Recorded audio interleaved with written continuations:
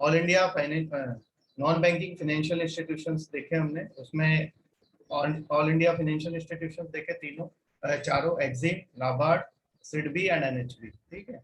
Primary dealers देख लिए कौन से होते हैं जो प्राइमरी मार्केट में डील करते हैं कैपिटल मार्केट में।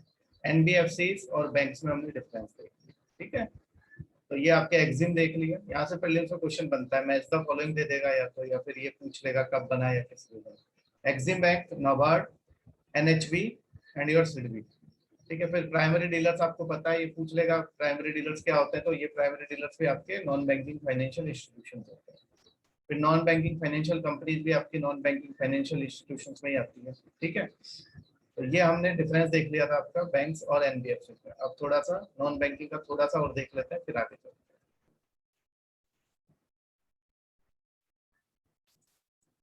देखिए, a non-banking financial company is a company registered under the Companies Act 1956। ठीक है। मैंने आपको बताया था कंपनीज एक्ट आपका अमेंड हो गया, अब और अमेंड हो गया है, लेकिन ये आपका 1956 वाला आ गया है। ठीक है। पहले वाले को रिप्लेस करके ये भी 2 बार अमेंड हो चुका है। अब ये क्या क्या कर सकती है, ठीक है, ये सारे इसके लिखे हुए हैं कि एनबीएफसी क्या क्या कर सकती है। ठीक है। लोन्स एंड एडवांसेस दे सकती है। ठीक है। यहाँ पे देखो आप, ये चीजें आपके काम की सिर्फ यहाँ तक है। ठीक है। ये जो पॉइंट है आपके काम का यहाँ तक है। अगर आप इतना याद रखोगे कि NBFC is a company registered under the companies act, उसके बाद क्या क्या करती है, उनके काम है, जैसे बैंक्स काम करते हैं ऐसे ये भी काम करती है। लोन्स एंड एडवांसेस, शेयर्स खरीद सकती है, स्टॉक्स खरीद सकती है, बॉन्ड्स खरीद सकती है, डिवेंचर खरीद सकती है, सिक्योरिटीज। ठीक है। गवर्नमेंट ने इशू करी हो या किसी और ने इशू करी हो वो। ठीक है।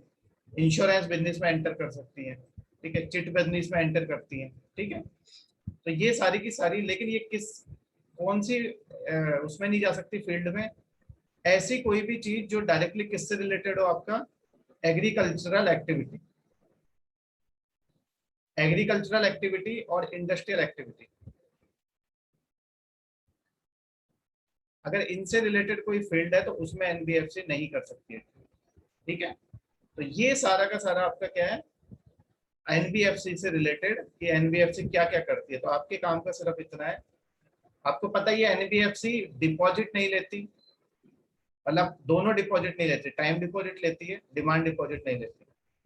दूसरा, क्रेडिट कार्ड इशू नहीं करती है, सेविंग अकाउंट नहीं खोलती है, करंट अकाउंट नहीं खोलती है।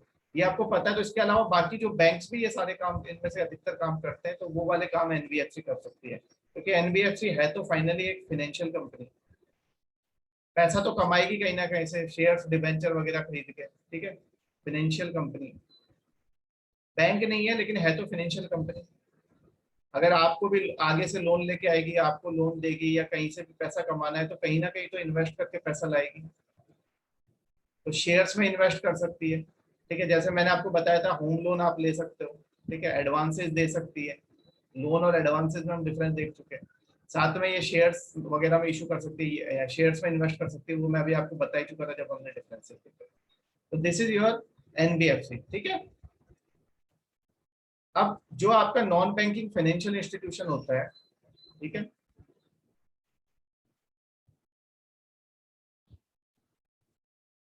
एक आपकी कौन सी होती है एनबीएफसी, मैंने आपको बताया था जो डिपॉजिट टेकिंग होती है।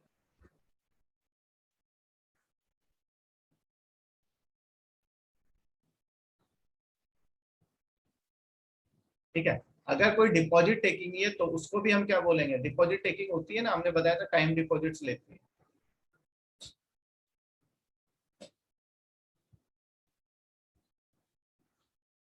तो वो कौन सी कहलाती है, एनबीएफसी डिपॉजिट टेकिंग। तो उसको भी हम नॉन बैंकिंग फाइनेंशियल कंपनी बोलते हैं, और उसको एक और नाम दिया जाता है रेजिडुअरी नॉन बैंकिंग कंपनी।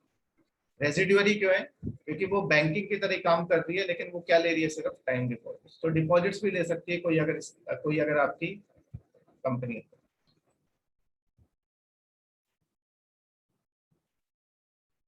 ठीक है। तो ये आपके 2 पॉइंट है। ठीक है। ये हम कवर कर चुके हैं ऑलरेडी, तो इसमें इतना कुछ है नहीं। अब आगे आ जाते हैं, अब डिफरेंसेस देख लेते हैं, एनबीएफसी कैसे डिफरेंट है, ये हम कवर कर चुके हैं, फिर भी एक बार देख लो। NBFCs are doing function similar to banks but they are different. क्यों डिफरेंट है? एनबीएफसी आपके डिमांड डिपॉजिट नहीं ले सकती, we have already covered this point. NBFC payment settlement का पार्ट नहीं है, ये भी हमने कल देखा था। एक चीज और है, और चेक भी इशू नहीं कर सकती है, ठीक है, ठीक है। डिपॉजिट इंश्योरेंस फैसिलिटी, देखो एक डिपॉजिट इंश्योरेंस फैसिलिटी होती है किसकी? Deposit insurance DICGC। DICGC क्या है? Deposit insurance and credit guarantee of corporation. आपका जो बैंक में पैसा है ना, उसका इंश्योरेंस है। बैंक में जो पैसा है उसका इंश्योरेंस है। वो इंश्योरेंस कौन सी कंपनी देती है? DICGC। तो अगर आपका बैंक का पैसा डूबता है तो जितना पैसा आपका इंश्योर्ड होता है वो आपको रिटर्न बैक हो जाता है। कल को बैंक में डाका पड़ गया, लूट हो गई, तो आपका ये DICGC आपको पैसा देती है, ठीक है। लेकिन ये एनबीएफसी के केस में अवेलेबल नहीं है। एनबीएफसी में ऐसा कुछ नहीं होता है, ठीक है। वहां पे DICGC का कोई रोल नहीं है। तो DICGC का रोल कहाँ पे? सिर्फ बैंक के केस में, ठीक है। आपके बैंक्स आरबीआई रेगुलेट करती है, मैंने आपको पहले ही बताया था, जबकि एनबीएफसी को बहुत लोग रेगुलेट करते हैं। इरडा करती है इंश्योरेंस कंपनीज को, ये कल देखा था हमने। मर्चेंट बैंक्स को सेबी कंट्रोल करती है। माइक्रो फाइनेंस इंस्टीट्यूशन को स्टेट गवर्नमेंट या आरबीआई या नाबार्ड, इनमें से कोई भी, अलग अलग तरह के होते हैं, तो इनमें से कोई भी कंट्रोल कर सकता है। पब्लिक सेक्टर लैंडिंग के नॉर्म्स अप्लाई नहीं होते एनबीएफसी पे, या आपको सीआरआर मेंटेन करना है, नहीं होते हैं वो अप्लाई। पीएसएल में देना है पैसा, वो भी अप्लाई नहीं होता है। सीआरआर भी एप्लीकेबल नहीं है, ठीक है। तो जो वहां पे जो एप्लीकेबल होते थे उनमें से कोई भी यहाँ पे एप्लीकेबल नहीं है, ठीक है। तो ये सब चीजें हम देख चुके हैं डिटेल में, ओके। तो अगर आप नेक्स्ट स्लाइड देखें तो ये डिफरेंसेस है, ठीक है। ये सारे डिफरेंसेस मैंने कल डिस्कस किए थे, ठीक है। आज हम डिस्कस कर, सरफाइसी एक्ट भी हम देख चुके हैं, ठीक है। आज देखेंगे शेड्यूल्ड कमर्शियल बैंक, ठीक है, शेड्यूल्ड कमर्शियल बैंक, ठीक है। तो आज का हमारा टॉपिक है शेड्यूल्ड कमर्शियल बैंक।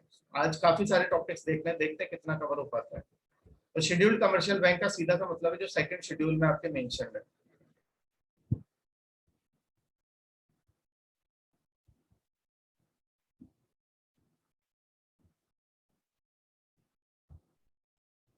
आरबीआई के दो शेड्यूल है, उनमें से सेकंड शेड्यूल में जो मेंशन है वो आपका शेड्यूल्ड कमर्शियल बैंक है।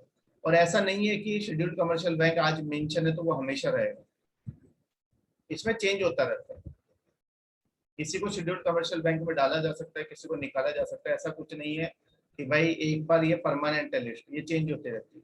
अगर मर्जर हो गया, 5 बैंक का मर्जर हो गया,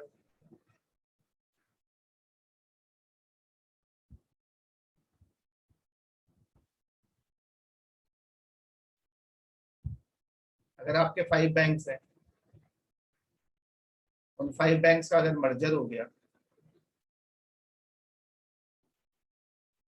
तो वो पांचों बैंक मिलकर अब एक ही बैंक बनाएंगे। तो एक बैंक बन गया, तो अब शेड्यूल्ड कमर्शियल बैंक एक ही रह गया, 5 के बजाय अब एक ही रह गया, ठीक है। तो इस तरह से आपका मर्जर वगैरह होता रहता है, तो इसमें ऐसा कुछ नहीं, ठीक है। तो शेड्यूल्ड कमर्शियल बैंक का मतलब ये नहीं है कि वो सारे परमानेंट है, ठीक है। तो सेकंड शेड्यूल में जो भी मेंशन होगा, कोई भी बैंक हो, अगर उसका सेकंड शेड्यूल में नाम लिखा हुआ है तो वो शेड्यूल्ड कमर्शियल बैंक है, ठीक है। आप देखिए यहाँ पे, all the commercial bank in India scheduled and non scheduled. अगर कोई देखो, बैंक तो सारे रेगुलेट कौन करता है? आरबीआई। शेड्यूल्ड हो या नॉन शेड्यूल्ड हो, लेकिन कौन से किसके अंडर रेगुलेट होते हैं? Banking regulation act 1930। Any bank which is listed in the second schedule of the Reserve Bank of India Act 1934 is considered as a scheduled bank। अब इसमें कोई भी बैंक आ सकता है आपका। स्टेट बैंक ऑफ इंडिया है, वो तो है ही, उसके सारे सब्सिडियरीज जो भी हैं आपके, ठीक है। स्टेट बैंक ऑफ पंजाब, ठीक है, एंड बीकानेर, ठीक है। स्टेट बैंक ऑफ त्रावणकोर, जितने भी उसके सब्सिडियरीज हैं, ठीक है। सारे नेशनलाइज्ड बैंक्स इसमें आते हैं, प्राइवेट सेक्टर के बैंक्स इसमें आते हैं, फॉरेन बैंक्स इसमें आते हैं, आरआरबीज इसमें आते हैं, कुछ कोऑपरेटिव बैंक्स, कुछ, सारे नहीं, कुछ कोऑपरेटिव बैंक्स इसमें, ठीक है। तो ये चेंज होता रहता है आपका लिस्ट, ठीक है। तो इसलिए ये कोई परमानेंट लिस्ट नहीं है, ठीक है। लेकिन इसमें बैंक्स बढ़ते भी हैं, कम भी होते हैं, ठीक है। तो ये कोई भी जो आपसे कोई भी क्वेश्चन पूछे कि शेड्यूल्ड कमर्शियल बैंक क्या होता है, तो उसका आंसर है सेकंड शेड्यूल में जो मेंशन है, और इसका कोई वो नहीं है, ठीक है। एक ही इसका आंसर है, सेकंड शेड्यूल में जो मेंशन है वही आपका शेड्यूल्ड कमर्शियल बैंक। तो ये पेपर में अगर आपसे पूछ रहे ऑब्जेक्टिव में कि शेड्यूल्ड कमर्शियल बैंक कौन से होते हैं, तो 4 ऑप्शन देगा, तो जो सेकंड शेड्यूल में मेंशन है वो आपके शेड्यूल्ड कमर्शियल बैंक होते हैं। ठीक है, क्लियर। तो ये आपको क्लियर होना चाहिए कि शेड्यूल्ड कमर्शियल बैंक कौन से होते हैं। अब शेड्यूल्ड कमर्शियल बैंक के फैक्ट्स देखो कुछ, ठीक है। वैसे पेपर के लिए इतना इंपॉर्टेंट नहीं है, कोई नहीं पूछेगा इतना, लेकिन फिर भी आपको थोड़ा बहुत पता होना चाहिए। आपको पता है कि हमारे यहाँ पे पब्लिक सेक्टर बैंक डोमिनेट करते हैं, ज्यादातर पैसा उन्हीं के पास है। पब्लिक सेक्टर बैंक मतलब गवर्नमेंट ओन्ड।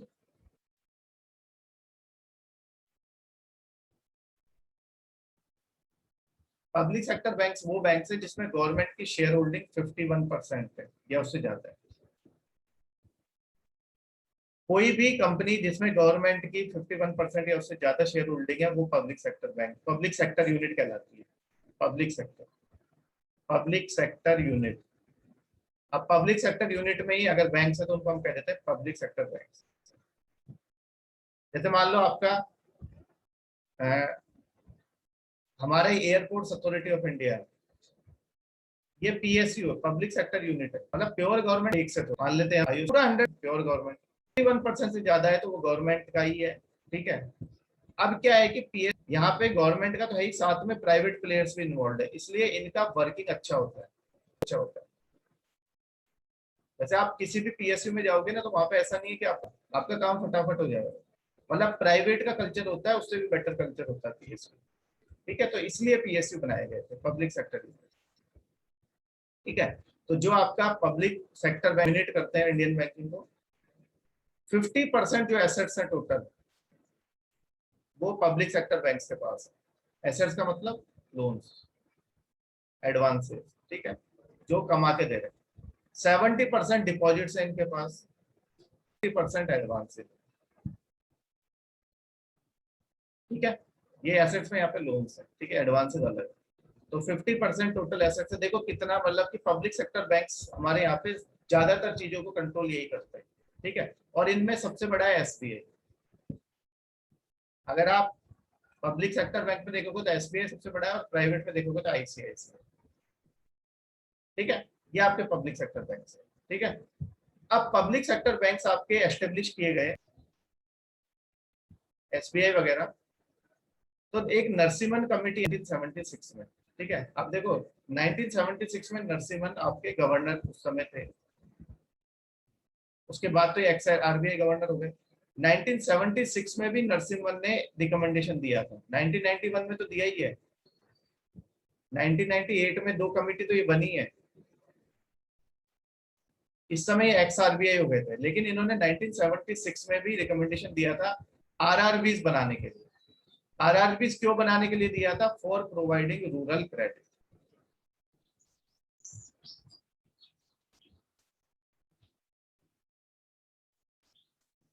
आरआरबी क्या होता है? कुछ नहीं होता, समझो आप यहाँ पे, ठीक है।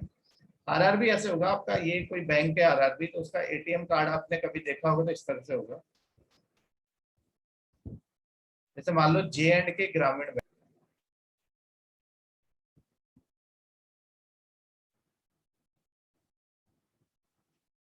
ऐसे लिखा होगा, यहाँ पे जे एंड के बैंक लिखा होगा।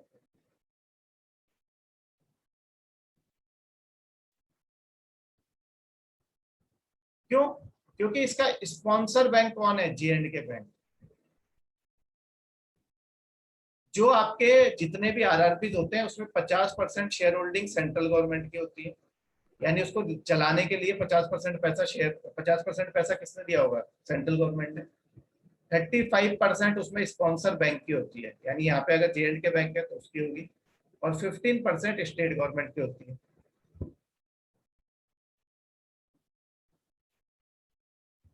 तो ये कितना हो गया? टोटल 100 हो गया। इसलिए यहाँ पे अगर आपका कोई एसबीआई का ग्रामीण बैंक होगा तो उस पर इस तरीके से यहाँ पे एसबीआई लिखा होगा, हमेशा स्पॉन्सर बैंक यहाँ पे कोने पे आपको दिख जाएगा, और यहाँ पे लिखा होगा ग्रामीण बैंक, एसबीबीजे या एसबीआई ग्रामीण बैंक। तो उसमें क्यों? क्योंकि ये स्पॉन्सर बैंक है, ठीक है। तो जो आपके रूरल आरआरबीज बनाए गए थे, वो आरआरबी जितने भी बनाए गए थे वो आरआरबी इनके रिकमेंडेशन पे बनाए गए थे, नरसिम्हन के। मैंने इसलिए आपको बार बार बोला है कि नरसिम्हन आपके भीष्म पितामह है। ठीक है, जितनी भी आपकी चीजें बनी है अधिकतर वो नरसिम्हन की देन है। ठीक है, इसको हटा रहा हूँ मैं, स्क्रीनशॉट ले लो, क्लियर कर रहा हूँ उसको। ठीक है, तो आरआरबी के बारे में देख लेते हैं। देखिए, an RRB is sponsored by public sector bank. अभी अभी बताया 35% शेयर होल्डिंग होती है उसकी, वो स्पॉन्सर करता है उसको। ठीक है,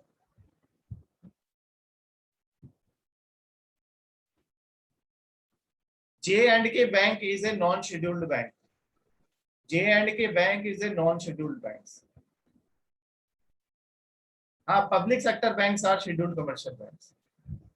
okay, J and K bank is a non scheduled bank, पढ़ते रहो अभी समझ आ जाएगा। ठीक है, आरआरबीज आपके स्पॉन्सर्ड होते हैं। ठीक है, RRBs were set up to eliminate other unorganised financial institutions like money lenders.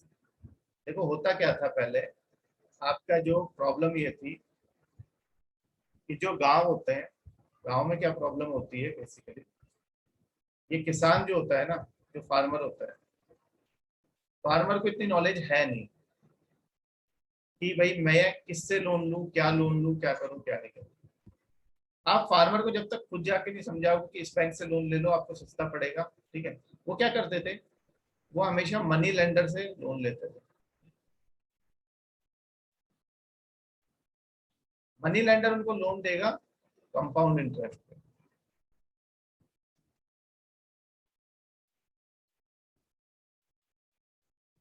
Compound interest मतलब चक्रवृद्धि ब्याज।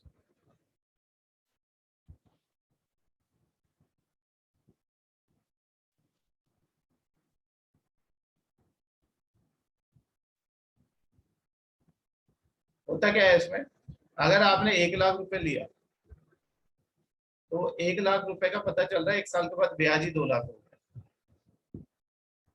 ये होता है चक्रवृद्धि ब्याज। चक्रवृद्धि ब्याज में क्या होता है, इंटरेस्ट ऑन इंटरेस्ट लगता है।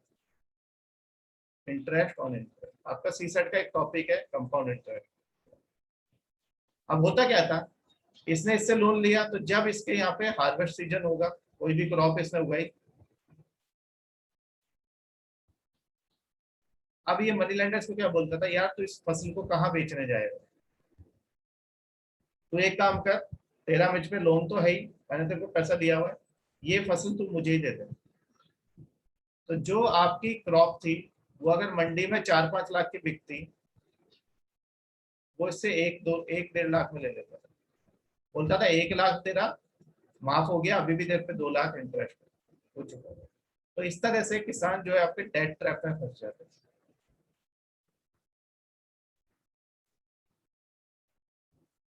इसमें फंस जाते थे, डेट ट्रैप।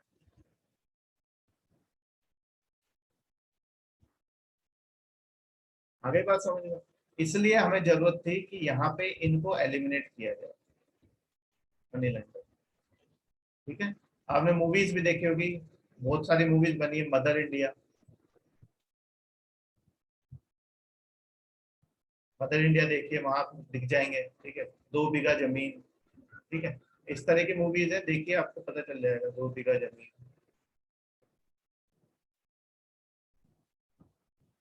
मनी लेंडर्स आपके जो थे, एक तरह से इनको कहते थे कि खून चूसने वाले। ठीक है, इन लोगों का, क्योंकि इन पे कोई कंट्रोल तो था नहीं, ये लोन भी देते थे कंपाउंड इंटरेस्ट पर, इंटरेस्ट भी क्या लेते थे, 20% यानी 20%, 25%। तो नरसिम्हन ने क्या बोला कि यहाँ पे रूरल बैंक्स खोलो, आरआरबी, जो बुला बुला के लोन देंगे। आरआरबीज जो है वो बुला बुला के लोन देंगे। ठीक है, और आरआरबीज में खास बात क्या है, ये रूरल क्रेडिट के लिए, ये सिर्फ रूरल वालों को क्रेडिट देंगे। और दूसरी बात, इन पे ये भी नहीं देखते थे कि नुकसान हो रहा है, इनका मेन ऑब्जेक्टिव क्या था कि रूरल क्रेडिट आपको। तो आरआरबीज ने काफी कोशिश की लेकिन आरआरबीज फेल हुए। क्यों फेल हुए, क्योंकि इनकी फंक्शनिंग सही नहीं थी। ठीक है, इनका ये है कि रूरल क्रेडिट इनमें प्रोफेशनलिज्म नहीं था। ठीक है, ज्यादा करप्शन बहुत था, धांधली बहुत थी। कि रूरल क्रेडिट, अब किसान को नहीं पता कि कितना लोन मिलने वाला है, कुछ उसका कमीशन खा जाते थे। ठीक है, फिर भी वही है ना, करप्शन तो हर जगह ही है। ओके,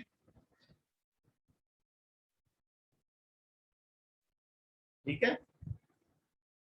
ओके, ये आपको क्लियर हो गया हो क्यों जरूरत पड़ी हमें। ठीक है, तो यहाँ देखिए आप आरआरबी क्यों सेटअप किए गए, ये देखिए यहाँ पे मनी लेंडर्स को हटाना, और साथ में कोऑपरेटिव बैंक जो है, कोऑपरेटिव बैंक एग्रीकल्चरलिस्ट को देते हैं लोन, कोऑपरेटिव बैंक देते हैं एग्रीकल्चर के लिए लोन। कोऑपरेटिव बैंक जो आपके खोले गए थे वो एग्रीकल्चर को ही लोन देने के लिए खोले गए थे, लेकिन इनके एफर्ट सफिशिएंट नहीं थे, तो इसलिए आपका आरबीआई भी खोला गया, ये आरआरबीज भी खोले गए, ताकि ये और अच्छे से सप्लीमेंट कर सके एफर्ट्स। ठीक है, जो आपके प्राइवेट, ये आरआरबीज के बारे में थोड़ा, जो प्राइवेट कमर्शियल बैंक्स होते हैं आपके, अभी हम पब्लिक सेक्टर बैंक्स की बात कर रहे थे, उसी में आरआरबीज आ गए। जो प्राइवेट कमर्शियल बैंक्स होते हैं उनके पास 1/4 ऑफ द एसेट्स है, यानी इनके पास सिर्फ 25% एसेट्स है, 50% एसेट्स पब्लिक सेक्टर बैंक्स के पास है। ठीक है, बाकी का ये आपके कोऑपरेटिव आरआरबीज इनमें चले गए, और बाकी का आपका 25% जो है वो आपका प्राइवेट बैंक्स के पास है। ठीक है, इतना डेटा याद रखने की जरूरत नहीं, लेकिन आपको सिर्फ इतना याद रखना है कि सबसे ज्यादा जो आपका है वो किसके पास है, पब्लिक सेक्टर बैंक्स के पास है। ओके, अब आरआरबी क्यों फेल हुआ, ठीक है, उसका रीजन भी है। आज की डेट में भी जो बहुत से लोग ऐसे हैं जिनको बिल्कुल भी फाइनेंशियल लिटरेसी नहीं है।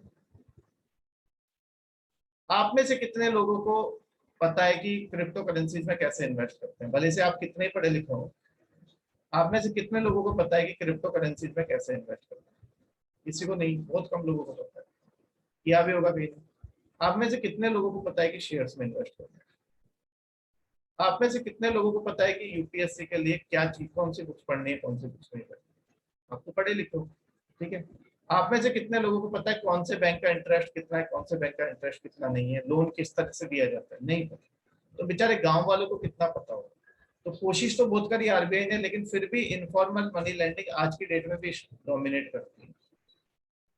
आज की डेट में भी मनी लेंडर्स हैं, और मनी लेंडर से इनके क्या है, थोड़े रिश्ते वैसे बन जाते हैं कि कभी इनको क्या होता है, मनी लेंडर से क्या कैसे क्यों इनके ऐसे रिश्ते बन जाते हैं। जैसे पहले आपका जमींदार वाला, जमींदार और किसान का नहीं था, मान लिया फार्मर्स का ये एक्सप्लॉइटेशन करते थे, लेकिन फार्मर को जब भी किसी चीज की जरूरत पड़ती थी तो वो जमींदार के पास जाते, तो जमींदार इनकी हेल्प कर दिया करता था। ठीक है, भले ही से फार्मर्स को हमेशा दबा के रखता हो, लेकिन हेल्प कर देता था। ठीक है, फिर बाद में क्या हुआ था, ये जमींदार आपके, इन्होंने बाकियों को जमीन देना शुरू कर दिया, मतलब एब्सेंटी जमींदार हो गए, ये दूसरी जगह चले गए। अब ऐसे केस में क्या हुआ, फिर किसानों के साथ बहुत बुरा हुआ। क्यों हुआ? क्योंकि किसान तो जमींदार के पास भी नहीं जा सकते थे, ये तो शहरों में शिफ्ट हो गए, जमीन इन्होंने किसी और को दे दी। तो यहाँ पे भी आप बैंक्स के साथ आपके पर्सनल रिलेशन थोड़ी ना है। बैंक्स में तो आप जाओगे, आपको पेपर वर्क पूरा करना पड़ेगा। ठीक है, उसमें कोई आपकी हेल्प कर दे तो कर दे, नहीं तो आपको खुद के लेवल पे करना पड़ेगा। तो फॉर्मेलिटीज होती है, तो काफी लोग बचते हैं, लेकिन मनी लेंडर से क्या है, जब जरूरत पड़े तब वो पैसा ले सकते हैं। देखो शोषण तो हो रहा है यहाँ पे, लेकिन यहाँ पे क्या चीजें इजी है, तो इजी है तो उनको लगता है कि यहाँ पे ये सही है, तो आज की डेट में भी इनफॉर्मल मनी लेंडिंग डोमिनेट करती है। फिर दूसरा क्या है, आरआरबी हर जगह पे खोल दिए गए, हर जगह पे खोल दिए गए, भले से वहां पे कोई लोन लेने वाला हो या नहीं हो, मतलब कमर्शियल चीज को नहीं देखा गया,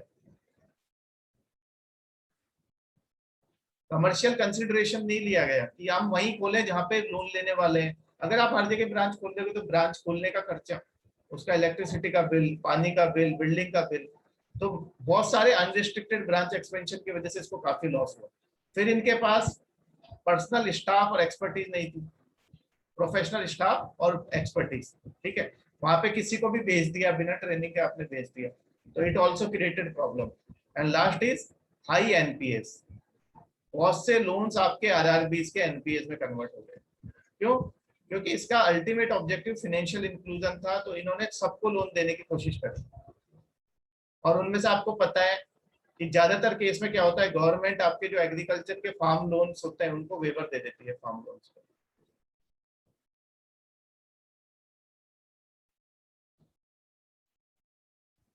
तो वो आपके किस में कन्वर्ट हो गए, आपके एनपीएस में कन्वर्ट हो गए।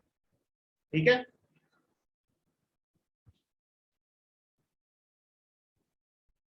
क्या चल रहा है चैटिंग में, कुछ अलग ही। अच्छा, money lenders are grain merchants also, हाँ ठीक है ना, क्या दिक्कत है उसमें, वो उनसे लेते हैं और लेके फिर वो आगे बेच देते हैं। ठीक है, that is the case. Okay, आपको जितना समझाओ उतना समझो ना, क्या ज्यादा दिमाग नहीं लगाना, ज्यादा दिमाग नहीं लगाना। ठीक है, ये क्लियर हो गया आपको सबको, इसका स्क्रीनशॉट ले लो। देखो ये पॉइंट मैं आपको डिटेल में समझा रहा हूँ, इतना डिटेल में आपसे कोई नहीं पूछेगा। आपको ये 4 पॉइंट याद होने चाहिए कि आरआरबीज क्यों फेलियर हुए, इनफॉर्मल मनी लेंडिंग आज भी डोमिनेट करती है, इन अनरेस्ट्रिक्टेड ब्रांच एक्सपेंशन किया गया, प्रोफेशनल, ये तो पॉइंट कॉमन है। आप भी क्यों फेल हो गए यूपीएससी में, अगर प्रोफेशनलिज्म नहीं है आपका, आप सिंसियर नहीं हो, आप एक्सपर्ट नहीं हो, आपको पता नहीं है क्या पढ़ना है क्या नहीं पढ़ना। ओके, तो आपको ये चीजें पता होनी चाहिए। तो ये तो कॉमन पॉइंट है, कहीं पे भी कोई भी चीज फेल होगी तो ये चीज तो उसमें होगी होगी। प्रोफेशनलिज्म नहीं होगा तो क्या हो जाएगा, indiscipline. These are common points. NPS का पॉइंट हर जगह आएगा ही आएगा, कोई भी बैंक अगर आपका अच्छा काम नहीं कर रहा है मतलब एनपीएस उसके है ही है। ठीक है, तो ये 4 पॉइंट आपको याद रखना है, स्क्रीनशॉट ले लो इसका। आरआरबी न्यूज में रहते हैं इसलिए आपको पता होना चाहिए। ठीक है,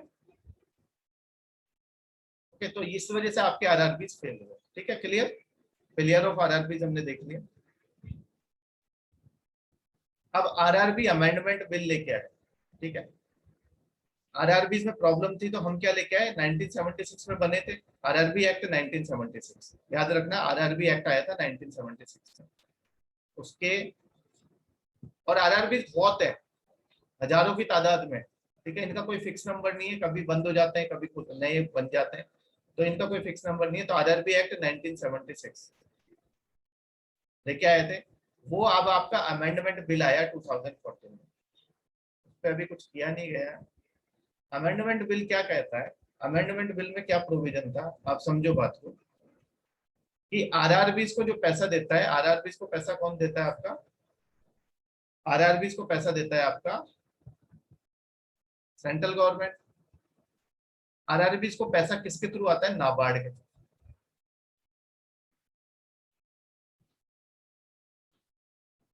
नाबार्ड इसको पैसा देता है, नाबार्ड के पास किससे आता होगा, central government, state government sponsor bank. ठीक है, क्योंकि आरआरबीज के 3 आपके शेयर होल्डर हैं, सेंट्रल गवर्नमेंट का 50% है, आपका स्पॉन्सर बैंक का 35% है, और बाकी का 15%। ठीक है, ये आपका किसका है। अब क्या बोला गया कि आरआरबीज को पैसा सारा नाबार्ड देता है, खुद से कुछ नहीं कमाते हैं आरआरबीज, उससे कुछ नहीं कमा रहे हैं। तो ये तो अच्छी बात नहीं है ना कि बैंक अपने से कुछ नहीं कमा रहा है, क्योंकि ये जो लोन में पैसा दे रहा है, वो लोन में पैसा दे रहा है, उसमें एनपीएस बन गए। तो क्या बोला गया कि ये जो शेयर होल्डिंग है इतनी, ये जो शेयर होल्डिंग है आपकी 85%, इसको क्या करो आप 51% करो, और इवन आप इसको भी घटा सकते हो, तीनों को मिला के आप 51% कर सकते हो, लेकिन उसके लिए आपको स्टेट गवर्नमेंट से एक बार परमिशन लेनी पड़ेगी। आप 51% कर दो और बाकी 49% आप किसको इन्वॉल्व करो, अपने शेयर्स को, शेयर्स या बॉन्ड्स इशू करके पैसा कमा के लाओ। कैसे कमा के लाओगे, आपने शेयर्स इशू करे मैंने खरीदे, या बॉन्ड्स इशू करे मैंने खरीदे, तो ये ताकि आरआरबी खुद को खुद फाइनेंस कर सके। तो जो आरआरबी अमेंडमेंट बिल है उसमें मेन जो है पॉइंट वो ये है कि आप आरआरबी को ये मौका दिया जाए या ये फ्रीडम दिया जाए कि वो अपने शेयर्स और बॉन्ड्स इशू करके पैसा कमा के ला सके। Is it clear.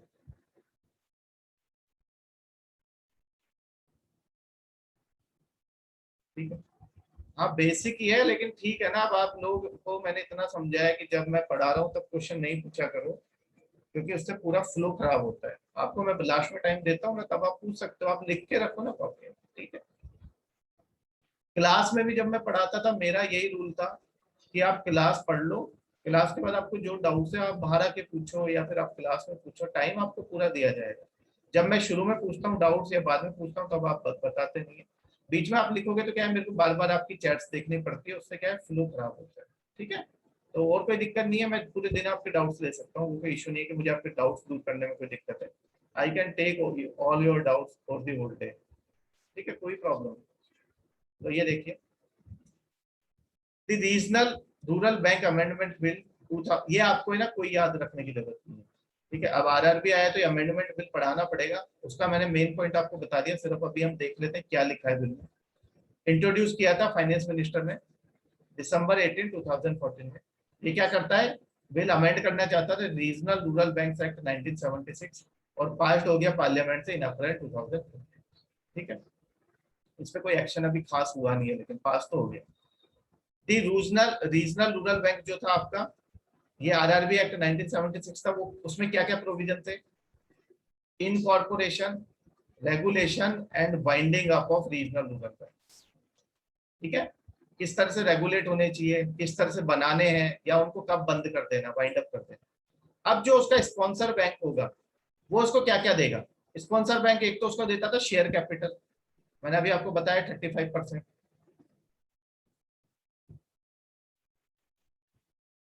साथ में वो देता था उनके जितने भी उनके वो थे पर्सनल, मतलब जो भी वर्कर्स थे, जो भी आपके वो होंगे एग्जीक्यूटिव, उनको ट्रेनिंग देता था। फिर उसके बाद मैनेजरियल और फाइनेंशियल असिस्टेंस देता था। लेकिन ये 5 साल के लिए था, सिर्फ 5 साल के लिए। लेकिन ये जो नया बिल आया, इसने 5 साल की लिमिट हटा दी। क्यों? क्योंकि इसको पता चल गया कि आरआरबी 5 साल में नहीं सुधर सकते। इसने बोला जब तक आप चाहो तब तक उनको ये सारी चीजें सुविधा दे सकते हो। मतलब शेयर कैपिटल आप 5 साल से ज्यादा तक आपका रह सकता है, उनके पर्सनल को आप ट्रेन करते रहो, साथ में उनको मैनेजरियल स्किल्स कॉम्पिटेंसीज ये सारे वो सारे जो आप इम्पार्ट करते रहो। तो ये 5 साल की सबसे पहला पॉइंट क्या किया गया, इसमें 5 ईयर वाली लिमिट हटा दी। ठीक है, जो आपका नया बिल आया है इसमें ये 5 ईयर वाली लिमिट हटा दी। ठीक है, क्लियर है ये बात? आगे चलते हैं। Share holding. ठीक है, शेयर होल्डिंग में वही पॉइंट लिखा है जो मैंने अभी आपको समझाया, फिर भी आप पढ़ लीजिए। The act mandates that the of the capital issued by an RRB 50% shall be held by the central government. पुराना वाला act 15% by the concerned state government and 35% by the sponsor bank, ये आपका 1976 वाला एक्ट बोलता है। अब नए bill ने क्या किया, the bill allows RRBs to raise their capital from sources other than the central and state government and sponsor banks। इनके अलावा आप बाकी से ला सकते हो। In such a case, the combined shareholding of the central government and the sponsor bank cannot be less than 51%. Additionally, if the shareholding of the state government in the RRBs is reduced below 15%, the central government would have to consult the concerned state। ठीक है, ये second point जो अभी मैंने आपको समझाया। Okay,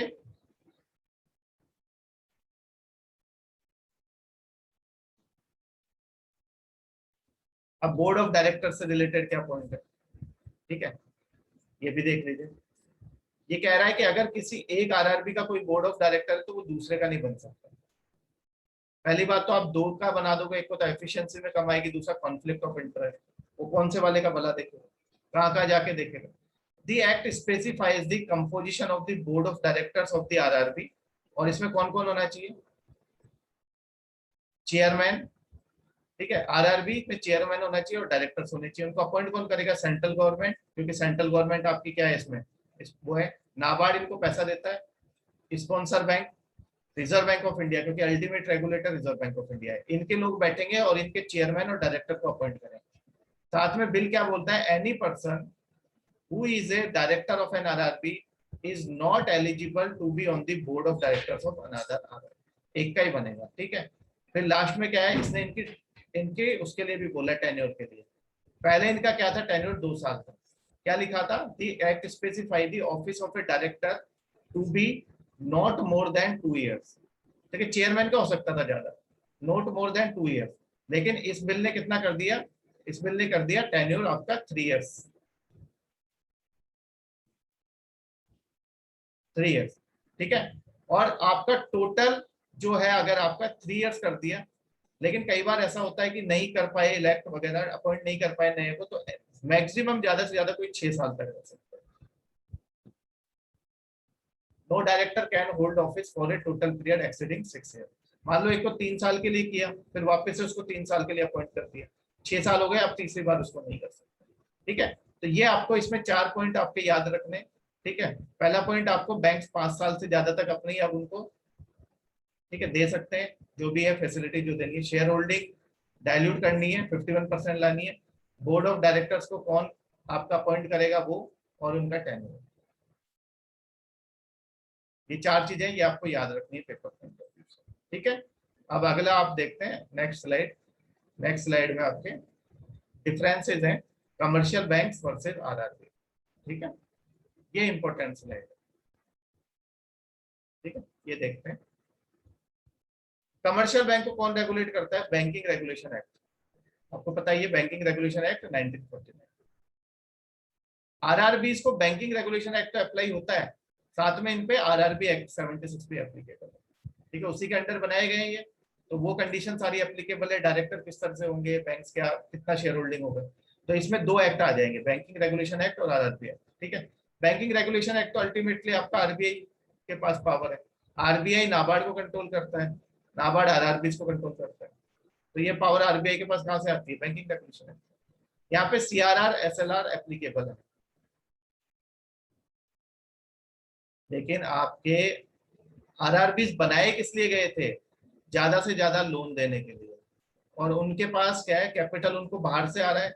इनके case में सीआरआर एसएलआर एप्लीकेबल नहीं है, क्योंकि अगर ये पैसा इतना साइड में रख देंगे तो फिर ये क्या देंगे लोन रूरल क्रेडिट में। इनके पास ऑलरेडी पैसा बहुत कम होता है, इनके पास कैपिटल ऑलरेडी कम होता है, क्योंकि गांव में जो बैंक होते हैं गांव वाले ज्यादा उनमें सेविंग्स करते नहीं है।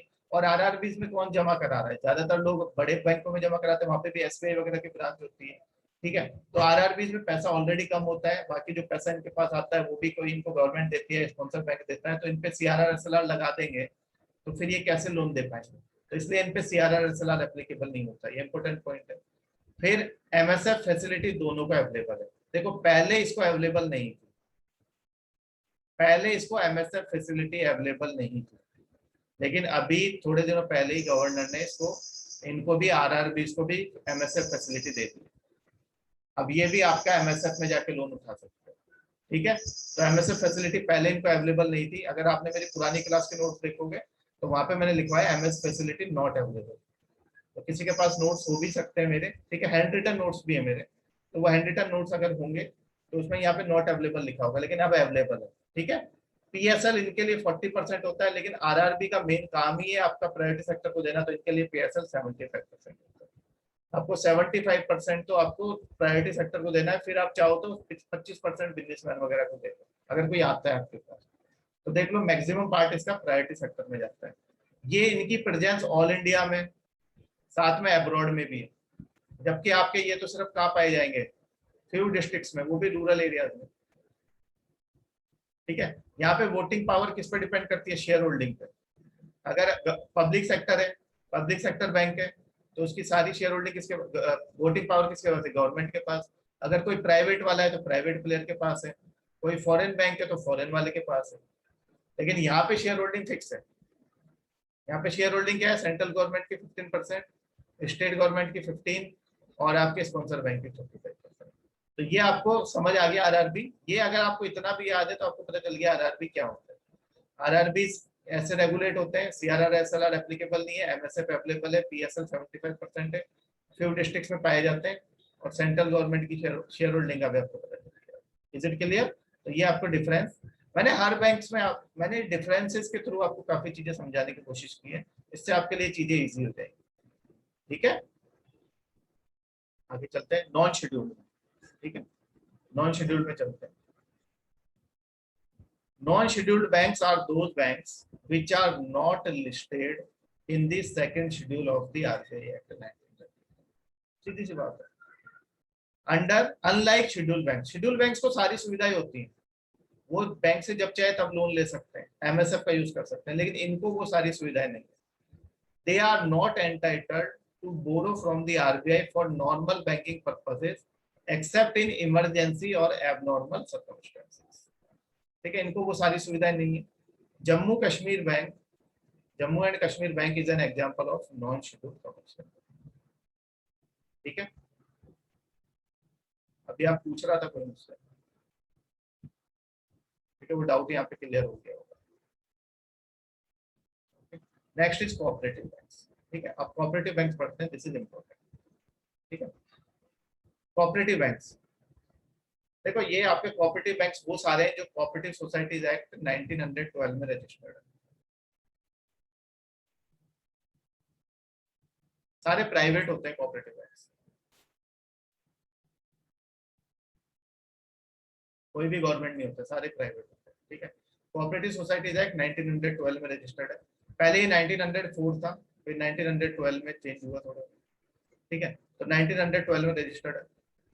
वो अर्बन सेंटर्स में किसको देते हैं, देखो पहले ये बनाए गए थे सिर्फ एग्रीकल्चरलिस्ट के लिए।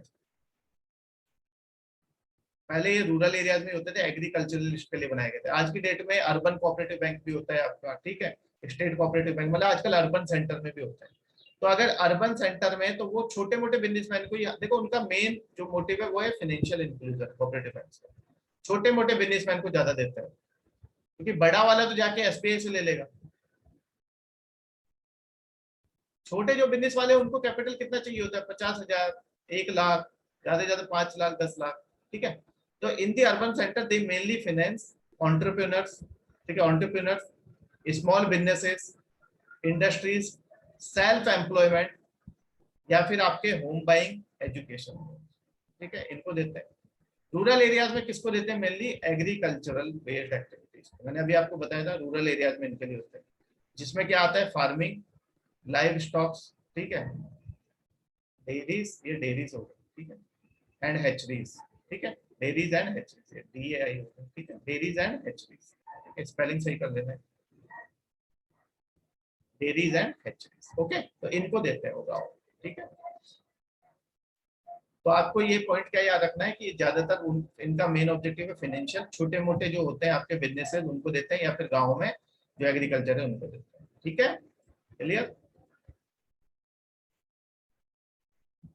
They also extend loan to small scale units, cottage industries, self-employment activities like artisanship. ठीक है, आप कुछ बनाते बनाते उनके लिए ये नो प्रॉफिट नो लॉस पे काम करते हैं। देखो ये सबसे इंपॉर्टेंट कंसेप्ट है, क्योंकि इनका मेन ऑब्जेक्टिव क्या है, फाइनेंशियल इंक्लूजन। कोऑपरेटिव बैंक्स को रेगुलेट आपका अल्टीमेटली आरबीआई करता है। ठीक है, कोऑपरेटिव बैंक की तो मैंने बहुत क्लोज से फंक्शनिंग देखी है, जो आपका जम्मू का है, जहाँ के परवीन सर चेयरमैन थे। ठीक है, इलेक्शंस भी देखे वहाँ के। ठीक है, फंक्शनिंग भी देखी है, बैंक में जाके बैठा भी मैं काफी time. Cooperative banks are regulated by the Reserve Bank of India. ठीक है, यही करता है। कौन कौन से में, एक तो आपका बैंकिंग रेगुलेशन एक्ट है जो हर जगह अप्लाई होता है, और एक कोऑपरेटिव के लिए अलग से banking laws application to cooperative societies act 1965, ये भी एप्लीकेबल है। ठीक है, थोड़े से रूल्स चेंज हो जाते हैं ना, क्योंकि ये आपका अलग तरीके का बैंक हो गया। ठीक है, तो इसको हटा देते हैं। अब देखो यहाँ से आपको डिफरेंस से ज्यादा समझ आ जाएगा। ठीक है, डिफरेंस देखते हैं कमर्शियल बैंक में और कोऑपरेटिव बैंक।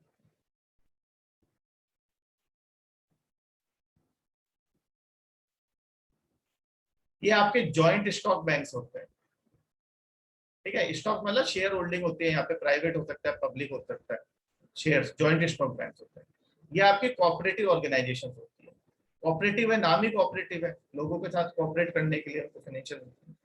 इनको बैंकिंग रेगुलेशन एक्ट गवर्न करता है, इनको कोऑपरेटिव सोसाइटीज एक्ट गवर्न करता है। ठीक है, ये बाद में चेंज हो गया तो इसको 1912 लिख दो। कोऑपरेटिव सोसाइटीज एक्ट को गवर्न करता है। इनको आरबीआई डायरेक्टली रेगुलेट करता है, लेकिन इनको आरबीआई नहीं करता, एक रजिस्ट्रार होता है, रजिस्ट्रार ऑफ कोऑपरेटिव सोसाइटीज, उसके रूल के हिसाब से चलते हैं। जैसे आपके कॉलेज में होता था ना रजिस्ट्रार जो रूल बनाता था, तो रजिस्ट्रार ऑफ कोऑपरेटिव सोसाइटी थे, उसके रूल के हिसाब से चलते हैं ये। लेकिन अगर यहाँ पे कुछ दिक्कत होती है तो फिर आरबीआई पिक्चर में आ जाता है। अगर आरबीआई को लगता है कि कोऑपरेटिव बैंक ढंग से काम नहीं कर रहे हैं, लोगों का पैसा इसमें करप्शन हो रहा है। ठीक है, बहुत करप्शन होता है कोऑपरेटिव बैंक में। ठीक है, करप्शन बहुत होता है। ठीक है, हमने देखा है बहुत ज्यादा करप्शन था, परवीन सर ने आके उस करप्शन को काफी हद तक दूर कर दिया। ठीक है, तो इस वजह से लॉस में जाते थे। ठीक है, अपने जानकारों को लोन दे दिया, बाद में उनको लोन वेवर दे दिया। ठीक है, इस तरह से धांधली चलती। यहाँ पे क्या है, ये वाले बैंक आपको बहुत ज्यादा सर्विसेज ऑफर करते हैं। ठीक है, बैंक में तो आपको बहुत सारी सर्विसेज है ना बैंकिंग में तो आपको, लेकिन कोऑपरेटिव बैंक में इतना नहीं है। इवन कई कोऑपरेटिव बैंक तो आपको एटीएम कार्ड भी नहीं देते हैं।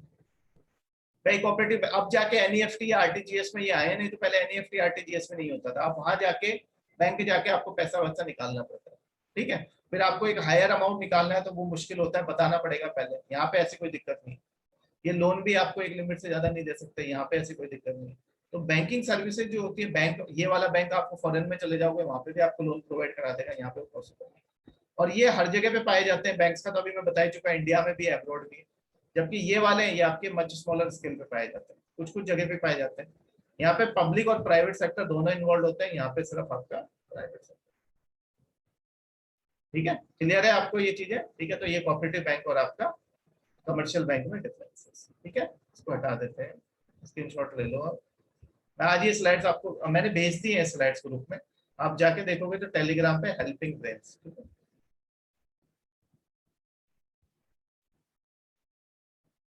वहाँ पे स्लाइड्स मैंने भेज दी है, जो नई बनाई है, जो चेंज हुई है वो मैंने स्लाइड्स भेज दी। वहां से जाके आप इनको डाउनलोड करके पढ़ ले। और आपको वो स्लाइड्स खोलने के लिए आपको क्या है, पावर पॉइंट की जरूरत पड़ेगी। फिर पावर पॉइंट पे पावर पॉइंट स्लाइड्स है, तो उसके लिए एक ऐप आती है WPS, उसको डाउनलोड कर लेना WPS को। जब वो पूछेगा ओपन विथ, तो WPS के साथ उसको ओपन कर लेना। तो this is your difference between commercial bank and private bank. ठीक है, क्लियर है?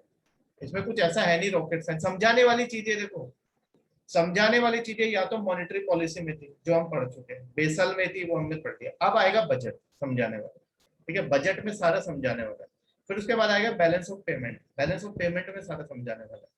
फिर उसके बाद थ्योरेटिकल। एक बार बजट बैलेंस ऑफ पेमेंट आपको समझ आ गया तो फिर इकोनॉमिक सर्वे में तो वही चीजें हमारी रिपीट होगी। ठीक है, तो इसलिए इन चीजों को आप ध्यान से समझें। ठीक है, फिर इसके बाद आपका नेक्स्ट पॉइंट क्या है, बाकी भी डिफरेंस है। ये कंटिन्यू है डिफरेंस। ठीक है, जो आपके कमर्शियल बैंक्स होते हैं वो किसको फाइनेंस देते हैं, इंडस्ट्री को, इंडस्ट्री ट्रेड एंड कॉमर्स को, PSL 40%, एग्रीकल्चर को देते हैं, एक्सपोर्ट्स को देते हैं, सबको देते हैं PSL में। और ये जो आए आपके कोऑपरेटिव बैंक्स, ये जनरली किसको देते हैं, एग्रीकल्चर को, इसी के लिए खोला गया था। जो आपके नॉर्मल बैंक से, जो कमर्शियल बैंक है, उनका इंटरेस्ट रेट जो देते हैं वो डिपॉजिट में जो आपको देते हैं 4% 3%, वो काफी कम होता है। इनका थोड़ा सा हाई होता है, ताकि लोग इनमें पैसा जमा कराएं। इनका और इनका डिसाइड कौन करता है, इनके जो बोर्ड ऑफ डायरेक्टर चेयरमैन, जैसे आपका कोऑपरेटिव बैंक है उसमें किस तरह से होता है, यहाँ पे वोटिंग करने वाले वो होते हैं, यहाँ पे वोटिंग होती है। कौन करते हैं, शेयर होल्डर्स वोटिंग करते हैं, क्योंकि यहाँ पे हर कोई मेंबर है। जो जो कोऑपरेटिव बैंक का जिसका अकाउंट है वो शेयर होल्डर है। ठीक है, वोटिंग करते हैं, तो वोटिंग करके क्या है, यहाँ पे वो बोर्ड ऑफ डायरेक्टर्स चुनते हैं। बोर्ड ऑफ डायरेक्टर्स अपने में से एक को चेयरमैन चुनते हैं, जैसे परवीन सर थे पहले, उनसे पहले दिनेश गुप्ता। ठीक है, अब यहाँ पे बाकी दूसरा जो फंक्शन है वो अलग है। जो आपके यहाँ पे एग्जीक्यूटिव, उसके ऊपर MD, और उसके नीचे आपके ये आपके सपोर्टिंग स्टाफ, ये अलग है। ये तो हमेशा से काम कर रहा है, ये तो 60 साल में रिटायर होंगे, इनका अलग सिस्टम है। लेकिन ये जो वाले चीज है, ये हर 5 साल, हर 3 साल में आपका होना चाहिए इलेक्शन। हर 3 साल में ये अपॉइंट होता है, नहीं होता तो फिर उसको थोड़ा आगे बढ़ा दिया जाता है। फिर किसी को एक्टिंग बना दिया जाता है, कोई KS ऑफिसर को बना दिया जाता है, तब तक चेयरमैन एक्टिंग। ठीक है। तो ये आपका, ये तो परमानेंट है ये वाला पार्ट। जैसे आपका यहाँ पे ब्यूरोक्रेसी होती है ना, ब्यूरोक्रेसी परमानेंट है, 60 साल तक आपका, आप 60 साल के बाद रिटायर होंगे। लेकिन यहाँ पे पॉलिटिशियंस हर 5 साल में चुन के आते हैं। उनको कौन चुनता है, कौन चूज करता है, यहाँ पे वोटर्स। सेम केस है आपका यहाँ पे, ये कोऑपरेटिव बैंक है, यहाँ पे वोटिंग होती है, शेयर होल्डर्स वोट करते हैं हर 3 साल में। ठीक है, तो जो भी इनके टेन्योर 3 साल का है, 3 साल के बाद चुनाव होते हैं, फिर नया आता है आपका, नया फिर चेयरमैन आता है। ठीक है, बार बार बन सकता है एक ही, ऐसा कोई इस पे रेस्ट्रिक्शन।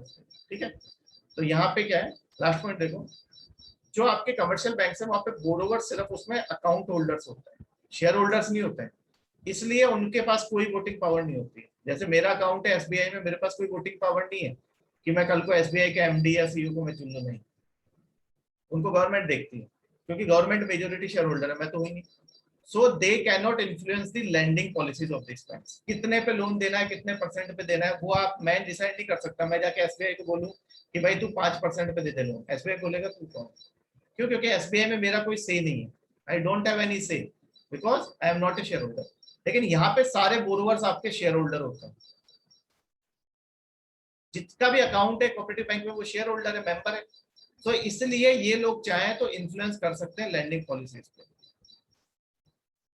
क्योंकि इनके पास क्या होती है, वोटिंग पावर। ठीक है, मान लो 100 लोग मिल गए, जो शेयर होल्डर है 100 लोग मिलके चले गए, जाके बोला चेयरमैन को कि इसमें ये चेंज होना चाहिए, इसमें ये चेंज होना चाहिए, रिप्रेजेंटेशन दे दिया, तो चेयरमैन को सोचना पड़ेगा, because they are share holder. अगली बार इलेक्शन होगा तो वोट नहीं देंगे उसको। ठीक है, तो इस तरीके से यहाँ पे ये थोड़ा बहुत इनको इन्फ्लुएंस कर सकते हैं। ठीक है, क्लियर है ये चीज आपको? ठीक है, किसी को अगर बहुत ही तेज डाउट आ रहा हो, कईयों को बहुत तेज डाउट आ जाता है, अगर बहुत ही तेज डाउट आ रहा है तो आप बीच में पूछ सकते हो। अगर आपको लग रहा है कि इसके बिना आपको आगे समझ नहीं आएगा तो वो आप पूछ सकते हो, बाकी बाद में पूछना। ठीक है, बहुत तेज डाउट आ रहा है मतलब समझते हो कि रुका नहीं जा रहा है बहुत से, कि सर ने तो हाथ बांध दिए, अब क्या करें। ठीक है, अब एक लीड बैंक स्कीम आई थी। ठीक है, लीड बैंक स्कीम में क्या हुआ था, ये अभी यूपीएससी ने पूछ लिया, पुरानी स्कीम है, इसमें क्या करता था, एरियाज डिवाइड किए गए थे। जैसे मान लो ये कोई आपका एरिया जम्मू है, मान लो जम्मू है। ठीक है, ये जम्मू है, जम्मू में बहुत सारे एरिया जैसे डिवाइड करते हैं,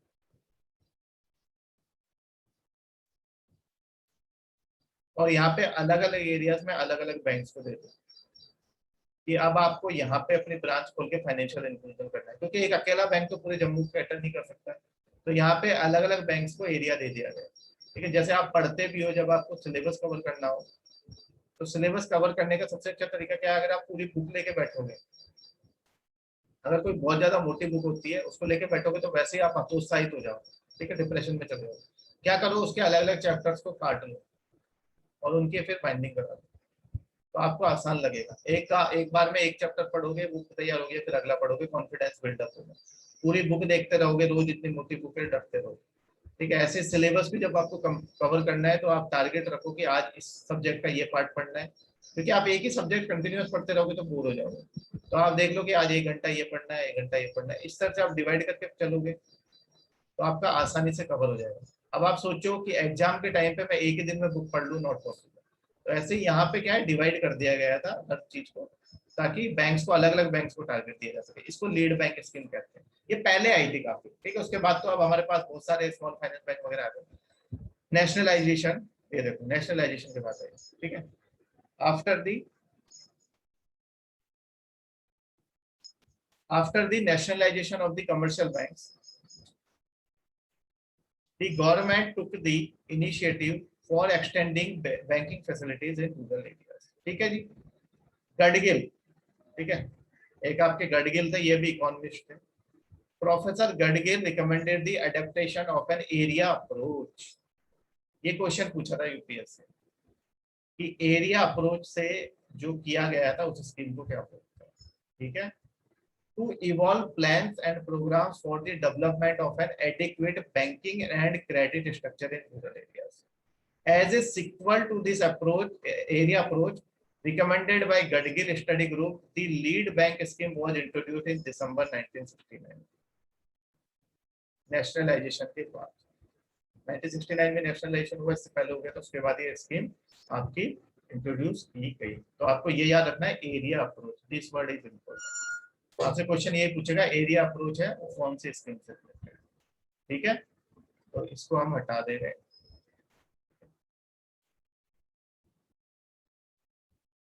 ठीक है, तो लीड बैंक स्कीम आपकी, ठीक है, शुरू की गई इस तरह से। ठीक है, तो ये आपको क्लियर होना चाहिए, lead bank scheme is area approach. ठीक है, अब देखो क्या लिखा है इसमें।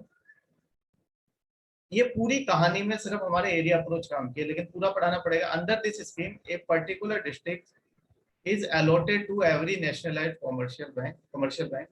The allotment of district to the various banks was based on such criteria as the size of the banks, the adequacy of their resources for handling the volume of work. मैंने अभी आपको बताया, डिवाइड कर दिया गया, अलग अलग bank को दे दिया गया। जैसे मान लो आप भी घर में, जैसे आप 4 भाई बहन हो मान लो, तो 4 भाई बहनों को आपके घर वाले अलग अलग काम दे कि तुम्हें ये काम करना है, तुम्हें किस हिसाब से आपकी कैपेबिलिटी के साथ। तो जो बड़ा बैंक होगा उसको ज्यादा एरिया दे देंगे, जो छोटा बैंक होगा उसको कम एरिया देंगे। ठीक है, तो कैपेबिलिटी के हिसाब से।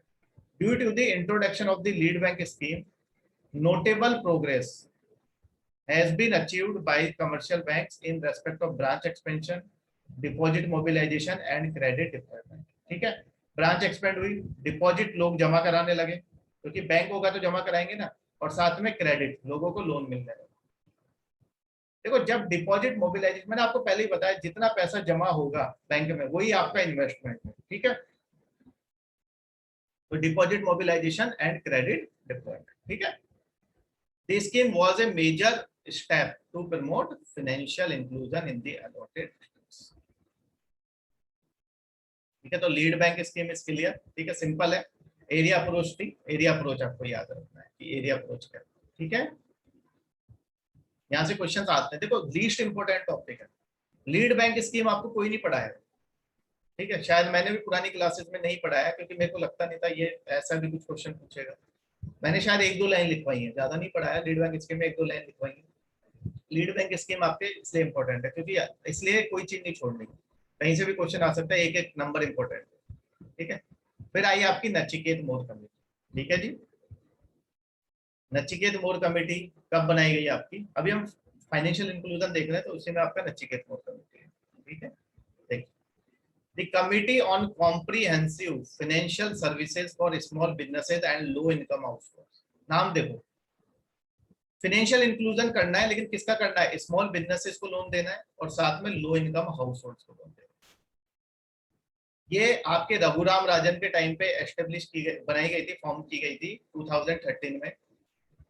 इसको ये काम दिया गया था फाइनेंशियल इंक्लूजन और फाइनेंशियल डीपनिंग का। डीपनिंग मतलब पेनिट्रेशन, ज्यादा से ज्यादा जगहों पे पेनिट्रेट कर सके, मतलब ज्यादा से ज्यादा जगहों पर बैंकिंग पहुंच सके।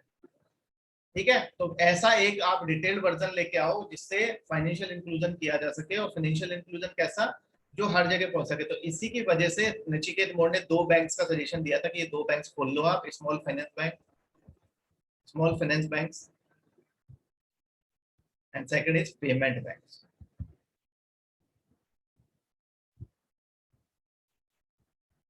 ये जो पेमेंट बैंक है इसका तो जो कमेटी थी उसको नचिकेत मोर ने हैंडल किया था, और ये स्मॉल फाइनेंस बैंक्स की जो कमेटी थी उसको उषा थोराट ने हैंडल किया था। उषा थोराट कमेटी, ये कमेटी इंपॉर्टेंट है, पूछ सकता है। ठीक है, तो आगे देखते हैं कमेटी के बारे में। तो ये आपका नचिकेत मोर वाला है। ठीक है, आपको मोर से याद रहेगा। नीड बैंक नहीं है, लीड बैंक है। लीड बैंक स्कीम आपके एनसीईआरटी में नहीं दे रखी है। ठीक है, पुरानी वालियों में दे रखी होगी, जो मतलब 6, 7, 8, 9, 10 की, उनमें तो दे रखी होगी। 12th की में और उसमें नहीं है, आपकी इकोनॉमिक डेवलपमेंट में नहीं है। लीड बैंक स्कीम मैंने पढ़ा दी ना आपको। ठीक है, अब मेरे यहाँ से ये नोट्स पढ़ने के बाद आपको कुछ भी एक्स्ट्रा पढ़ने की जरूरत नहीं है। ठीक है, इसके बाद आपको कुछ भी एक्स्ट्रा पढ़ने की जरूरत नहीं है। बस मैंने आपको एक बुक बोली 11th की इकोनॉमिक डेवलपमेंट, उसको पढ़ लो। क्यों पढ़ लो? इसलिए पढ़ लो क्योंकि ये आपको हेल्प करेगी पेपर नंबर 1 में, 2 में, 3 में, और साथ में ऐसे में। 3 तो है ही हमारा टॉपिक, 2 में भी कई बार उससे रिलेटेड कुछ पॉइंट्स आपको मिल जाएंगे, 1 में भी मिल जाएगा आपको एग्रीकल्चर से रिलेटेड कि ग्रीन रिवॉल्यूशन जो हुआ था वो आपका इधर ही क्यों हुआ, नॉर्थ में, ईस्टर्न स्टेट्स में क्यों नहीं हुआ, इस तरह के क्वेश्चन पूछा था आपको। ठीक है, तो पढ़ लो भाई। 11th की इकोनॉमिक डेवलपमेंट आपको बोला है सिर्फ, ये ऐसे में बहुत हेल्प करती है। इसके अलावा कुछ पढ़ने की जरूरत नहीं है, बाकी मैं आपको सब पढ़ा रहा हूँ। तो अब आते हैं हम डिफरेंशिएटेड बैंक्स पर। देखो दो तरह के बैंक होते हैं, एक होता है यूनिवर्सल बैंक।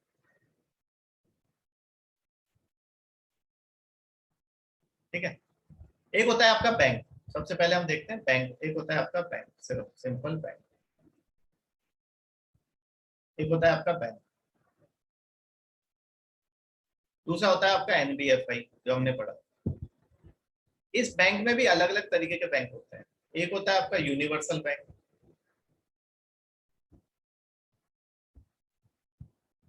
यूनिवर्सल बैंक मतलब जो बैंक है कहीं पे भी ब्रांच खोल सकता है, कुछ भी कर सकता है। एक होता है डिफरेंशिएटेड बैंक।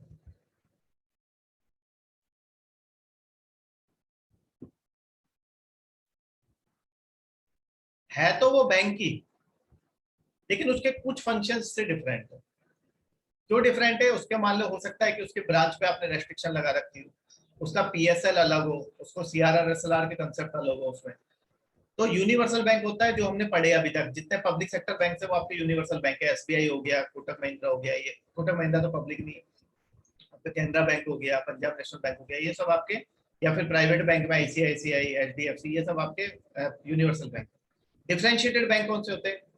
एक तो स्मॉल फाइनेंस बैंक, क्योंकि इसका नाम ही स्मॉल फाइनेंस बैंक है। क्यों? क्योंकि इसके फंक्शंस थोड़े अलग है। पेमेंट बैंक है ये बैंक ही, लेकिन इसके फंक्शंस थोड़े से अलग है। आरआरबीज का भी हमने देखा, आरआरबीज में भी अलग है, पीएसएल उसका अलग है, सीआरआर एसएलआर उसको मेंटेन नहीं कर रहा, ब्रांच रेस्ट्रिक्शन है उस पर। लोकल एरिया बैंक्स भी हमने देखे थे, वो तीन से ज्यादा डिस्ट्रिक्ट में आप खोल नहीं सकते। तो ये है तो बैंक्स, लेकिन डिफरेंट है, ठीक है? मतलब they are different in some sense, in sense of functioning they are different, that's why they are known as differentiated banks. तो जो आपके बैंक्स हैं वो डिफरेंशिएटेड है, जो थोड़े से चेंज होते हैं, जिनमें थोड़े से फंक्शनिंग अलग होती है, उनको डिफरेंशिएटेड बैंक्स कहते हैं। ठीक है, क्लियर है? ठीक है, तो अब डिफरेंशिएटेड बैंक्स में ये सारे आपके आते हैं। ठीक है, देखते हैं अब इनमें डिफरेंस। ठीक है, यूनिवर्सल बैंक और डिफरेंशिएटेड बैंक में डिफरेंस देखो। यूनिवर्सल बैंक कहीं पे भी ब्रांच खोल सकता है, इंडिया में भी खोल सकता है, बाहर भी खोल सकता है, लेकिन 25% उसको रूरल में खोलनी पड़ेगी। लेकिन डिफरेंशिएटेड बैंक्स में क्या है, आपकी रेस्ट्रिक्शंस है।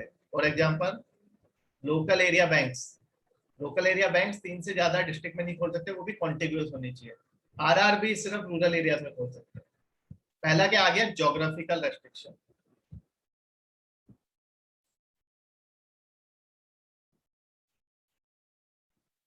पहला रेस्ट्रिक्शन कौन सा आ गया? Geographical restriction. ठीक है, दूसरा क्या है? ये टाइम डिपॉजिट भी लेते हैं और डिमांड डिपॉजिट भी, किसी अमाउंट का ले सकते हैं, कितना भी। आप बैंक में जाके 10 करोड़ जमा कराओ, 20 करोड़ जमा कराओ, 50 करोड़ जमा कराओ, वो ले ले, टाइम डिपॉजिट डिमांड। लेकिन यहाँ पे पेमेंट बैंक जो होते हैं वो मैक्सिमम डिपॉजिट 1 लाख का ले सकते हैं, उससे ज्यादा नहीं। तो यहाँ पे कौन सा रेस्ट्रिक्शन आ गया? Deposit restriction.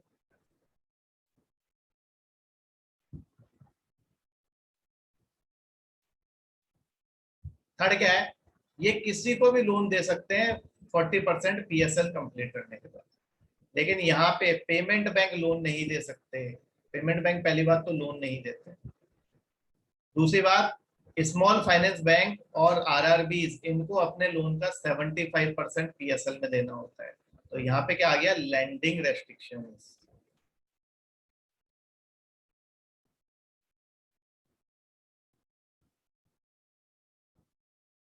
तो 3 तरह के रेस्ट्रिक्शंस है। पहला है आपका ज्योग्राफिकल, दूसरा है आपका डिपॉजिट, और तीसरा है आपका लैंडिंग। ठीक है, क्लियर है? 3 रेस्ट्रिक्शंस है यहाँ पे। ठीक है, वो मैंने आपको समझा भी दिया किस तरीके से। ठीक है, इसको क्लियर कर देते हैं, आगे चलते हैं। स्क्रीनशॉट ले लो इसका, take the screenshot.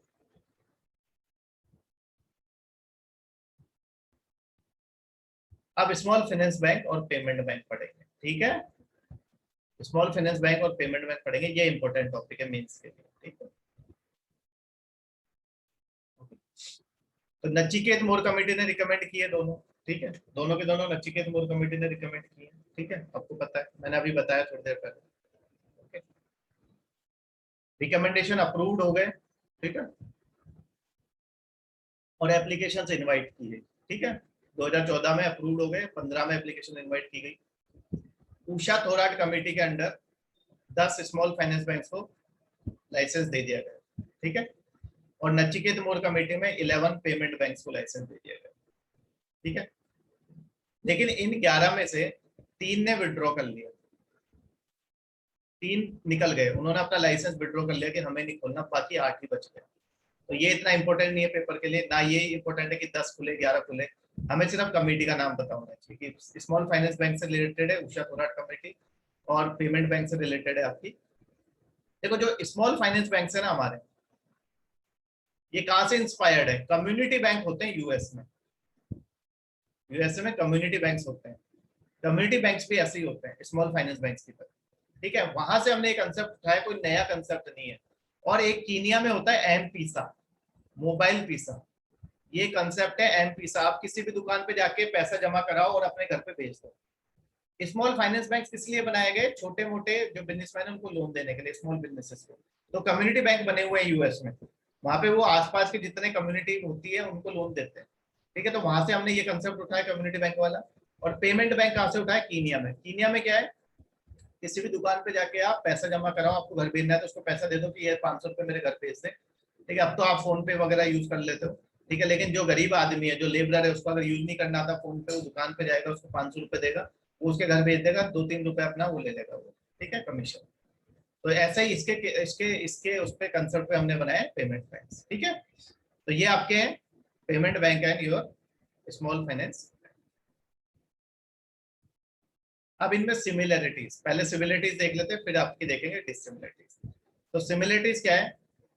CRR and SLR दोनों पे एप्लीकेबल है, बैंक है दोनों। सीआरआर एसएलआर एप्लीकेबल है दोनों। एफडीआई, एफडीआई मतलब फॉरेन डायरेक्ट इन्वेस्टमेंट। बाहर वाला अगर इनमें शेयर्स इनमें इन्वेस्ट करना चाहता है, देखो एस स्मॉल फाइनेंस बैंक और पेमेंट बैंक दोनों प्राइवेट है, गवर्नमेंट के नहीं है, दोनों प्राइवेट है। गवर्नमेंट ओन्ड नहीं है, गवर्नमेंट एडेड नहीं है, दे आर प्राइवेट। तो एफडीआई इन दोनों में अलाउड है कितना? 49% तो ऑटोमेटिक। 49% तक अगर आपको एफडीआई लाना है तो वो ऑटोमेटिक है। 74% तक जाना है, 49 तक तो ऑटोमेटिक है। जैसे मान लो कोई बैंक है स्मॉल फाइनेंस बैंक, उसमें मैं बाहर रहता हूँ फॉरेन में, मैं 49% उसमें इन्वेस्ट करना चाहता हूँ, मतलब जितने शेयर है उसमें 49% मेरे हो गए। तो मुझे किसी से पूछने की जरूरत नहीं है, डायरेक्ट ऑटोमेटिक रूट के थ्रू हो जाएगा, अप्लाई करूंगा हो जाएगा। लेकिन अगर मुझे 74 तक जाना है, 49 से फिर आगे बढ़ना है 74 तक, अगर वहां तक जाना है तो उसका मतलब क्या होगा फिर? कि मैं मालिक बन जाऊंगा 51% से ऊपर जाते ही। तो उसके लिए आपको अप्रूवल लेना पड़ेगा। फिर वो आपका रिकॉर्ड चेक करेंगे कि आप फ्रॉड तो नहीं हो, आपकी क्रेडिबिलिटी क्या है, कल को आप आके लोगों का पैसा तो लेके नहीं भाग जाओगे। तो यहाँ पे 49% ऑटोमेटिक है, क्योंकि उस समय तो मालिक कौन रहेगा? जो इंडिया वाला है। लेकिन 49% के ऊपर जाओगे तो फिर बाहर वाला मालिक बन जाएगा। रेपो मार्केट को एक्सेस कर सकते हैं दोनों।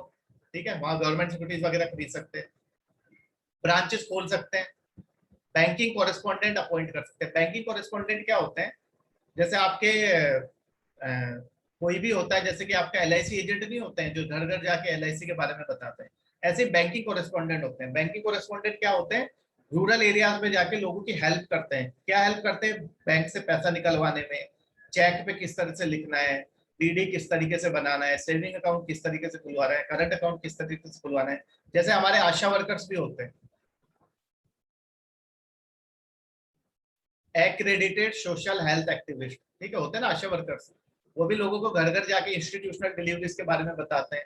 ठीक है, बाकी आपके बाकी चीजों के बारे में बताते हैं कि कैसे आपको साफ सुथरा रहना है, कैसे बीमारी से दूर रहना है। ऐसे ही आपके बैंकिंग कोरेस्पोंडेंट होते हैं, वो घर घर जाके बताते हैं किस तरीके से आपको बैंकिंग सुविधाएं ले सकते हो। इसके बदले जैसे आशा वर्कर्स को कुछ रिम्यूनरेशन मिलते हैं, इनको भी कुछ कमीशन मिलता है। ठीक है, तो रूरल एरियाज में इनको अपॉइंट किया जाता है ताकि ये लोगों को जा जाके बता सके कि किस तरीके से उनको फाइनेंशियल लिटरेसी प्रोवाइड करा सके। ठीक है, तो ये कहीं पे भी ब्रांच खोल सकते हैं। ठीक है, ओपन कर कहीं पे भी तो नहीं, कुछ लिमिट है इन पे, लेकिन ब्रांच खोल सकते हैं बैंकों की तरह, और बैंकिंग कॉरेस्पॉन्डेंट अपॉइंट कर सकते हैं। फिर एटीएम और डेबिट कार्ड दोनों इशू कर सकते हैं, लेकिन आपका जो पेमेंट बैंक है वो क्रेडिट कार्ड इशू नहीं कर सकता, वो डिफरेंस में देख लेगा। दोनों म्यूचुअल फंड्स बेच सकते हैं, पेंशन के कोई स्कीम बेच सकते हैं, इंश्योरेंस बेच सकते हैं, फॉरेन करेंसी में डील कर सकते हैं। लेकिन वो अपने फंड से नहीं करेंगे, जो आपका पैसा उससे नहीं करेंगे, उसके लिए उनको अलग से एक अपनी कंपनी अपने बैंक के साथ एक और कुछ खोलना पड़ेगा, दूसरा उसका सब्सिडियरी। ठीक है, वो आपके पैसों से नहीं करेंगे, वो कहीं और से कमा के लाए म्यूचुअल फंड्स वगैरह, वो उसी को वापस से पैसा लगा सकते हैं। लेकिन जैसे बैंक में मैंने अपना 1 करोड़ जमा कराया, उसको नहीं यूज कर सकते, वो कहीं और से अपने उन्होंने कोई दूसरी खोली वहां पे वो कमा के लाया, वो यूज कर सकते हैं। ठीक है, तो ये आपका सिमिलरिटीज है। ओके, अब चलते हैं हम डिसिमिलरिटीज पे, स्मॉल फाइनेंस बैंक और पेमेंट बैंक में डिफरेंसेस। ठीक है, तो अगर आप डिफरेंसेस देखोगे, पहला small finance bank. Small finance bank की 25% ब्रांचेस कहां पे होनी चाहिए? अनबैंक्ड रूरल एरियाज में, जहां पे कोई बैंक नहीं है। जहां की पॉपुलेशन कितनी है 9,999, ठीक है, या इतनी है या उससे कम है। क्यों? क्योंकि यहाँ पे फिर बैंक नहीं होंगे ना, पॉपुलेशन बड़ी कम है, छोटा एरिया है। तो ऐसी जगह पे जहाँ पे बैंक नहीं है वहां नहीं खोलना है, जहां नहीं है, क्योंकि ये फाइनेंशियल इंक्लूजन करने के लिए लाए, तो ऐसी जगह पे जहां नहीं है। सेंसस में जो हमारा उन जगहों को देखो जहां पे 9999 से कम पॉपुलेशन है, जहां पे बैंक नहीं, वहां खोल सकते हो। पेमेंट बैंक पे ऐसा कोई रेस्ट्रिक्शन नहीं है, पेमेंट बैंक जहां चाहे वहां खोल सकता है। लेकिन दिक्कत क्या है, इसके 25% एक्सेस पॉइंट्स किसके पास होने चाहिए? रूरल बैंकिंग कॉरेस्पॉन्डेंट्स के पास। मतलब 25% आपको रूरल एरियाज में बैंकिंग कॉरेस्पॉन्डेंट अपॉइंट करने हैं, ताकि वो पेमेंट बैंक के बारे में लोगों को अवेयर कर सके। ठीक है, पहला पॉइंट ये। दूसरा पॉइंट क्या है, ये किसको सर्व करेगा, किसके लिए खोला गया है? जिन लोगों को लोन नहीं मिलता है, अंडर सर्व्ड पीपल, जिनको लोन नहीं मिल रहा है, फार्मर्स, एमएसएमई, छोटी इंडस्ट्रीज। पेमेंट बैंक आपको लोन नहीं देता है। पेमेंट बैंक आपको क्या प्रोवाइड कराता है? Small savings. आप बैंक में थोड़ा अपना पैसा जमा करा सकते हो 1 लाख तक। रेमिटेंसेस सर्विसेज, रेमिटेंसेस सर्विसेज का मतलब यह है कि मान लो मैं लेबरर हूँ मुंबई में, ठीक है, मान लो मैं रोज दिहाड़ी लगाता हूँ और रोज का 1,000 रुपए कमा, 500 रुपए कमाता हूँ, मान लो 1,000 तो नहीं 500 कमाता हूँ। अब मुझे घर भेजना है बिहार में पैसा, मैं बिहार से हूँ, बिहार में पैसा भेजना है। अब मैं अगर पोस्ट ऑफिस में जाऊंगा या बैंक में जाऊंगा, लंबी लंबी लाइन है, या फिर मुझे पता भी नहीं कैसे फॉर्म भरना है, क्या करना है। पोस्ट ऑफिस में जाऊंगा तो वहाँ पे चार्जेस भी ज्यादा है, फिर टाइम भी लगेगा मुझे आने जाने में। इससे बढ़िया मैं पेमेंट बैंक बगल में कोई होगा उसमें जाऊंगा, उसको अपने 500 रुपए दूंगा, वो मेरे वहां एडमिट कर देगा और बदले में मेरे से थोड़ा सा कमीशन लेगा। समझ गए आप बात को? तो पेमेंट बैंक रेमिटेंसेस के लिए, कि मुझे पैसा अपने यहाँ से दूसरी जगह भेजना हो, तो उसमें आसानी हो जाती है। एमपीसा वाला कंसेप्ट समझाया था ना, उसी पे बनाइए। ठीक है, फिर यहाँ पे डिपॉजिट्स पे कोई लिमिट नहीं है, ये जितना चाहे उतने डिपॉजिट्स ले सकता है स्मॉल फाइनेंस बैंक। लेकिन पेमेंट बैंक पे ना तो ये एनआरआई के डिपॉजिट ले सकता है, यानी एनआरआई कोई आया वो यहाँ अकाउंट नहीं खुलवा सकता। ये सिर्फ डिमांड डिपॉजिट लेता है, टाइम डिपॉजिट नहीं ले सकता, सिर्फ डिमांड डिपॉजिट लेता है। ये बात ध्यान रखना प्रीलिम्स के लिए। इसमें मैक्सिमम बैलेंस 1 लाख जमा करा सकता है बस पर कस्टमर, उससे ज्यादा नहीं। फिर एटीएम कार्ड और डेबिट कार्ड तो इशू करता है, लेकिन क्रेडिट कार्ड नहीं देता है, जबकि ये सब इशू करता है। एटीएम भी, डेबिट भी, एनआरआई का अकाउंट खोल सकता है सब। तो ये मेन वाला डिफरेंस ये है। ठीक है, ये 3 डिफरेंस हो गए, आपको समझ तो आ ही गया होगा। ठीक है, कोई डाउट हो तो लास्ट में पूछ लेना। ठीक है, अब आगे चलते हैं। आगे देखो, इसको 40% लोन किसको देना है? देखो, इसको टोटल देना है 75% लोन पीएसएल में, समझो इस बात को। टोटल 75% देना है पीएसएल। अब पीएसएल में आपकी बहुत सारी कैटेगरीज आती है, एग्रीकल्चर आ गया, स्मॉल एंड मार्जिनल फार्मर्स आ गया, एजुकेशन आ गया, हाउसिंग आ गया, एमएसएमईज आ गए, माइक्रो एंटरप्राइजेस। ठीक है, इसमें से 40% तो इसको वो टारगेट के हिसाब से देना है। जो टारगेट था ना हमारा 10%, 8% जो हमने टारगेट पढ़ा, ठीक है, वो टारगेट पूरा करना है। उसके बाद जो 35% है वो ये दे सकता है based on competitive as. Competitive as का मतलब क्या है? जहां पे इसको सबसे ज्यादा फायदा दिख रहा हो। मान लो इसको लग रहा हो कि 40% तो टारगेट पूरा कर दिया इसने, जो टारगेट था 10, 8%, 7.5% वो वाले। उसके बाद इसको लगता है कि मुझे हाउसिंग में अच्छा इंटरेस्ट मिल रहा है, तो 35% पूरा हाउसिंग को दे सकता है। या इसको लग रहा है कि मेरे को एजुकेशन में अच्छा मिल रहा है, तो पूरा 35% एजुकेशन को दे सकता है। या इसको लग रहा है कि मुझे एमएसएमई से अच्छा दे रहा है, तो 35% पूरा उसको दे सकता है। या हो सकता है इन दोनों को आधा आधा दे दे। वो इस पर डिपेंड है कि किसको दे। मतलब 40% में इसको कोई फ्लेक्सिबिलिटी नहीं है, वो तो आपको नॉर्म्स पूरे करनी है। 35% में he has the bank has the flexibility. Okay, clear हो गया? तो टोटल पीएसएल इसके लिए कितना है? 75%। ठीक है, और ये जो 50% लोन देगा, मान लो इसने 10 लोन दिए, 10 लोगों को लोन दिया, उसमें से 5 लोन ऐसे होने चाहिए जो 25 लाख से कम हो। इसका मतलब 25 लाख से कम कौन लेगा? जो छोटा बिजनेसमैन है। तो अल्टीमेटली ये बिजनेस, छोटे बिजनेसमैन के लिए ये तो जो इसका लोन पोर्टफोलियो होगा, जितने भी लोन होंगे उसमें से 20 आपका 50% 25 लाख से कम वाले होने चाहिए। Is it clear? ठीक है, यहाँ पे देखो, अब यहाँ पे क्या है, ये पीएसएल में, इसके पास पीएसएल का कोई कंसेप्ट ही नहीं है, लैंडिंग करता ही नहीं है, लैंडिंग ही नहीं है, लैंडिंग करता ही नहीं है। इसको क्या करना है, ये क्या करेगा, अब ये लैंडिंग करता नहीं तो पैसे कैसे कमाएगा, ये पैसे कैसे कमाएगा जब लैंडिंग नहीं करता, जिन्होंने डिपॉजिट किया है उनको इंटरेस्ट भी देना है इसे, तो ये पैसे कैसे कमाएगा। ये क्या करेगा, जो इसके पास पैसा आया उसका 75%, जो डिमांड डिपॉजिट आया जो 75% उसका मिनिमम, वो किसमें इशू किसमें कर देगा, गवर्नमेंट सिक्योरिटीज और ट्रेजरी बिल्स में वो खरीद लेगा। मान लो इसके पास 100 करोड़ आए पेमेंट बैंक के पास, तो 100 करोड़ में से मिनिमम 75 करोड़ का इसको यहाँ पे इन्वेस्ट करना है, गवर्नमेंट सिक्योरिटीज और ट्रेजरी बिल, वहां से इसको क्या मिलेगा, वहां से इसको हर साल वो मिलता रहेगा इसको इंटरेस्ट, उससे आगे पे करते रहो।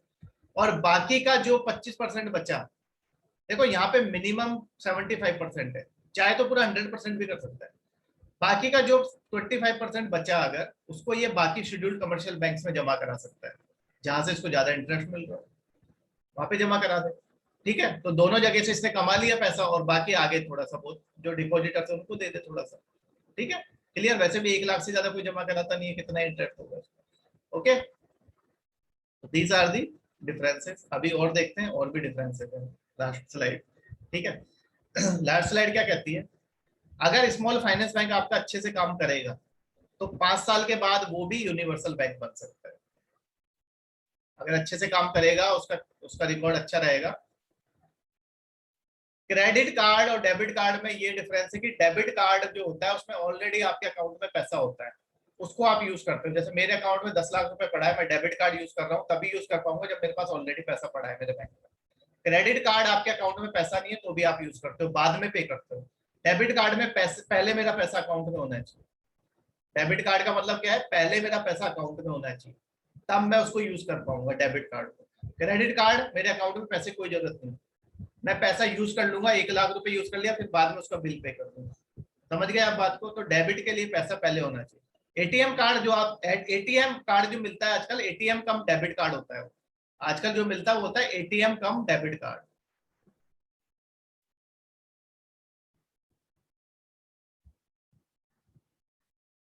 तो डेबिट कार्ड तो है ही वो, उसको आप यूज कर सकते हो, साथ में एटीएम में जाके उससे पैसा निकाल सकते हो। ठीक है, एटीएम से जाके आप पैसा निकाल सकते हो। ठीक है क्लियर, एनोटेट नहीं करो। ठीक है, एटीएम से जाके आप पैसा, हाँ क्लियर हो गया भाई, एटीएम डेबिट क्रेडिट।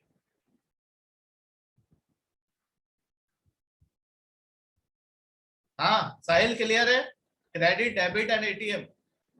एटीएम कम डेबिट कार्ड आता है, एक ही में आता है आजकल दोनों, तो एटीएम से जाके पैसा निकाल लो, या फिर आप डेबिट कार्ड कहीं पे जाके स्वाइप करवा के पैसा, वो आपके अकाउंट में पैसा होना चाहिए तभी निकलेगा। क्रेडिट कार्ड के लिए आपके अकाउंट में पैसे की जरूरत नहीं है। ठीक है, क्रेडिट कार्ड आप कहीं पे भी जाके यूज कर सकते हो, बाद में पे करना है आपको। जैसे मैं आपको बोलूं कि आप 1 लाख खर्चा कर लो, ठीक है, मैं बाद में पे कर दूंगा तो वो क्रेडिट कार्ड है, या आप बाद में आप बोलो कि मैं 1 लाख खर्चा कर लेता हूँ बाद में पे करूंगा, वो क्रेडिट कार्ड। आपके अकाउंट में 1 लाख है और आप उसको खर्च कर रहे हो, वो आपका डेबिट है। ठीक है, तो ये 5 साल में आपका यूनिवर्सल बैंक बन सकता है, जबकि ये आपका ऐसा कुछ नहीं है, इसके बारे में ऐसा कुछ मेंशन नहीं है। ठीक है, और थोड़े बहुत एग्जांपल देख लो। कैपिटल लोकल एरिया बैंक जो आपका स्मॉल फाइनेंस बैंक है, पहला जिसने ऑपरेशन शुरू किया, दिशा माइक्रो फाइनेंस। ठीक है, दिशा माइक्रो फाइनेंस कहाँ की है, अहमदाबाद का है। एयू फाइनेंसियर्स ये जयपुर का है। ठीक है, तो ये आपके, ठीक है, इनके नाम याद रखने की जरूरत नहीं है, लेकिन कुछ एग्जांपल है यहाँ पे। कौन कौन से एग्जांपल है, सबसे बड़ा पेमेंट बैंक तो आपको डिपार्टमेंट ऑफ पोस्ट को बना दिया गया है। अब आसानी से बंदा जाके कहीं पे भी पोस्ट ऑफिस है वहां जाके पेमेंट बैंक की तरह वो अपना पैसा दे और रेमिटेंस हो जाएगा। रिलायंस इंडस्ट्रीज ने खोला जिसको एसबीआई ने बैक किया। एक आदित्य बिरला खोला, आदित्य बिरला नोवो लिमिटेड, जिसको बैक किसने किया, आइडिया। ठीक है, तो बैक्ड का मतलब क्या है, ये प्रमोटर्स है, ये इसमें प्रमोटर है।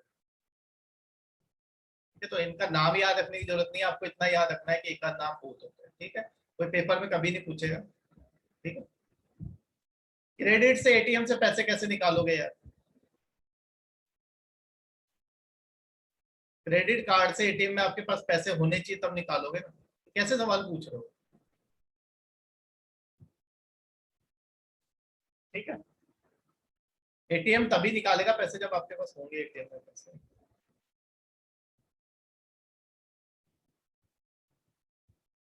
ठीक है, तो ये आपका स्मॉल, ये देखो ये स्मॉल फाइनेंस बैंक और पेमेंट बैंक में, ये देखो आपका, या देखो स्मॉल फाइनेंस बैंक में इन दोनों को खोलने के लिए 100 करोड़ चाहिए मिनिमम। आपके पास शुरू में 100 करोड़ अगर आपके पास है, आप भी खोल सकते हो। एलिजिबिलिटी यहाँ पे क्या थी कि कोई भी जिसको 10 साल का एक्सपीरियंस हो फाइनेंस एंड बैंकिंग में, वो स्मॉल फाइनेंस बैंक खोल सकता है। यहाँ पे एलिजिबिलिटी क्या थी, जो ऑलरेडी एग्जिस्टिंग है आपके, जैसे पेटीएम था, पेटीएम पहले से आपको सर्विसेज प्रोवाइड कर रहा था तो वो पेटीएम पेमेंट बैंक बन गया, ठीक है। डिपार्टमेंट ऑफ पोस्ट पहले से आपको सर्विसेज प्रोवाइड करा रहा था तो वो बन गया, ठीक है। तो वो एंटिटी जो पहले से इन्वॉल्व थी ऐसी चीजों। फिर आपका क्या है, प्रमोटर कंट्रीब्यूशन। मैंने बोला ना, प्रमोटर, कोई जो भी प्रमोटर है वो 40% कैपिटल देगा, यहाँ पे भी 40% कैपिटल देगा। फिर फॉरेन होल्डिंग 74% अप्रूवल से और 49% ऑटोमेटिक से, यहाँ पे भी सेम चीज है एफडीआई।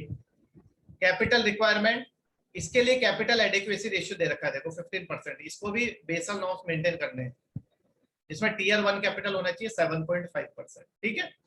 यहाँ पे कैपिटल रिक्वायरमेंट क्या है, मैंने आपको पहले ही बता दिया कि यहाँ पे ये मिनिमम 75% ऑफ डिमांड डिपॉजिट्स किस में जाना चाहिए, आपके गवर्नमेंट बॉन्ड्स में जाना चाहिए। 25% आप क्या कर सकते हो, बैंक्स में जमा करा सकते हो। फिर लैंडिंग नहीं कर सकता ये आपका लैंडिंग कर सकता है, लेकिन आपके 50% पोर्टफोलियो कितना होना चाहिए, 25 लैक्स। अब ये अगर सिंगल बोरोवर को लोन दे रहा है तो वो 10% से ज्यादा नहीं होना चाहिए, जितना इसके पास पैसा है उससे 10% ज्यादा नहीं दे सकता। और किसी ग्रुप को दे रहा है तो 15% से ज्यादा नहीं हो सकता, मतलब बिजनेसमैन को। ऐसा नहीं है कि सारा पैसा एक ही बैंक को, एक ही बंदे को दे दे। एक बंदे को 10% से ज्यादा नहीं दे सकता जो इसके पास कैपिटल है। यहाँ पे क्या है, 1 लाख रुपए से ज्यादा डिपॉजिट नहीं हो सकते। फिर यहाँ पे आओ, पेमेंट बैंक क्या नहीं क्या क्या कर सकता है, एटीएम और डेबिट कार्ड इशू कर सकता है, रेमिटेंसेस प्रोवाइड कराता है। पेमेंट बैंक क्या नहीं कर सकता, क्रेडिट कार्ड इशू नहीं कर सकता। स्मॉल बैंक्स क्या क्या करता है, 75% आपका किसमें डालेगा, ये प्रायोरिटी सेक्टर लैंडिंग में। 50% लोन पोर्टफोलियो 25 लाख का होना चाहिए, और इनके लिए डेडलाइन दी गई थी 2015, उसके बाद ये खुल गया। तो ये किसी न्यूज़पेपर में आया था, वहां से मैंने आपके लिए उठाया, ठीक है। तो ये है आपका पेमेंट बैंक्स,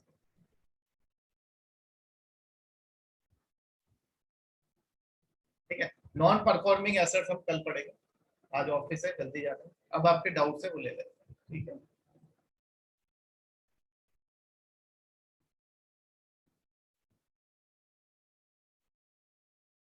कोई डाउट है आप पूछ लीजिए।